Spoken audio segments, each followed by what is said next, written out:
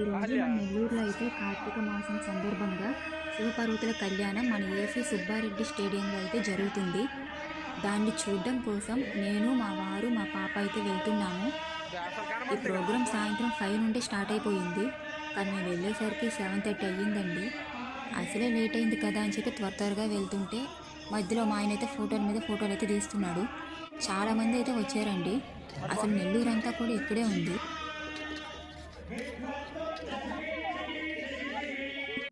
అసలు సీట్స్ అయితే అసలు లేవండి. మా వారు సీట్స్ లేవు కదా వెళ్ళిపోదాము అన్నారు, కానీ ముందు లోపలికైతే వెళ్దాము, తర్వాత అక్కడ చూద్దాం పదండి అని అయితే చెప్పాను. ఎట్లనో మా టైం బాగుండి మాకైతే విఐపి గేట్ 2లో సీట్స్ అయితే వచ్చాయండి. అలాగే ఎలాగోలా సీట్స్ సంపాదించి ఇదిగో ఇక్కడైతే కూర్చున్నాము.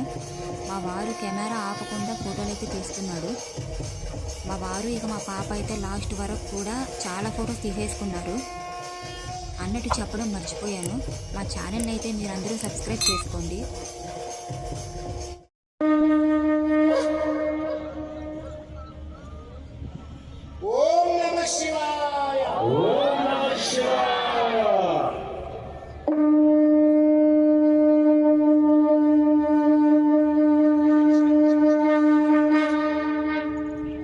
ఆ శివయ్య మమ్మల్ని సీట్స్ లేవని వెళ్ళిపోదామనే ఆలోచన రాకుండా ఆపి శివపార్వతుల కళ్యాణాన్ని లాస్ట్ వరకు చూసే భాగ్యాన్ని అయితే కల్పించాడు. ఈ రాత్రి వేళలో శివయ్య చూడ్డానికి అసలు కన్నులు విందుగా ఉన్నారండి.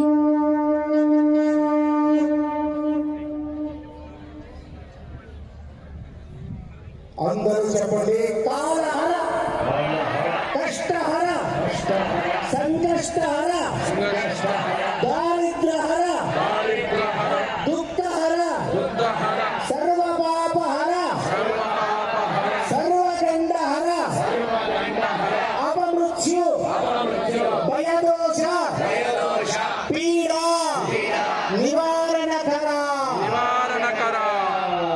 జ్యోతి వెలుగుతలేదంటే మన మనసులలో నాలిక ఇచ్చింది దేవుడు రుచి చూడడానికి కాదు, రుచులు బాగా చూస్తున్నాము. ఆ జ్యోతి వెలగాలంటే ఆ అయ్య నామాన్ని అమ్మ నామాన్ని ఒక్కసారి గట్టిగా పడదాం. జయ జయ శంకర హర హర శంకర, జయ జయ శంకర హర హర శంకర, జయ జయ శంకర హర హర శంకర, జయ జయ శంకర హర హర శంకర, జయ జయ శంకర హర హర శంకర, జయ జయ శంకర హర హర శంకర. అయితే నేను మీకు సరిగ్గా చూపించలేకపోతున్నాను, ఎందుకంటే మేము కొంచెం దూరంగా కూర్చోవడంతో సరిగ్గా కనిపించడం లేదు. ఇన్ని కెమెరాలు ఉన్నాయి కదా, ఆ కెమెరాలను జూమ్ చేసి చూసుకున్నా కూడా మీకేం దొరకదు. చూసినా కూడా అసలు స్పష్టంగా అయితే కనిపించడం లేదు. అంటే ఆయనకి చాలా దూరంలో మేము కూర్చొని ఉన్నాము. దీన్ని బట్టి మీరు అర్థం చేసుకోవచ్చు ఎంతమంది శివపార్వతుల కళ్యాణానికి వచ్చారని. అయితే వెనకుండే వాళ్ళకి సరిగ్గా కనిపించలేదు అనే ఆలోచన రాకుండా మన ప్రముఖులందరూ కూడా స్క్రీన్ ద్వారా అందరికీ కనిపించేలా చేశారండి. ఇక్కడికి మన నెల్లూరు వాళ్ళే కాదండి, ఎంతోమంది బయట ఊరు వాళ్ళు కూడా ఈ వేదికను చూడడానికి వచ్చారు. అసలు ఎంత బాగుందంటే ఇక్కడే ఉండిపోవాలి అనే విధంగా ఉంది. చూడండి, ఆ మంచు కొండల్లో ఆ అఖండ జ్యోతిని వెలిగే ఆ దృశ్యాన్ని మీరందరూ కూడా చూడాలనే నేను ఈ వీడియోని మీకోసమే తీశానండి.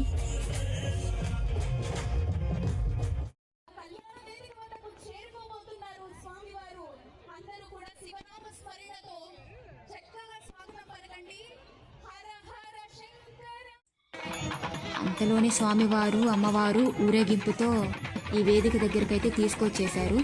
అసలు శివపార్వతుల కథ వింటూ వారి కళ్యాణ మహోత్సవాన్ని చూసే ఈ అదృష్టాన్ని ఆ శివయ్య మాకు కల్పించాడు. మేము చివరి వరకు అయితే ఈ అదృష్టాన్ని అసలుకి మిస్ అవ్వకుండా అట్లానే ఈ కళ్యాణ మహోత్సవాన్ని మొత్తం కూడా మేము చివరి వరకు అయితే చూసామండి.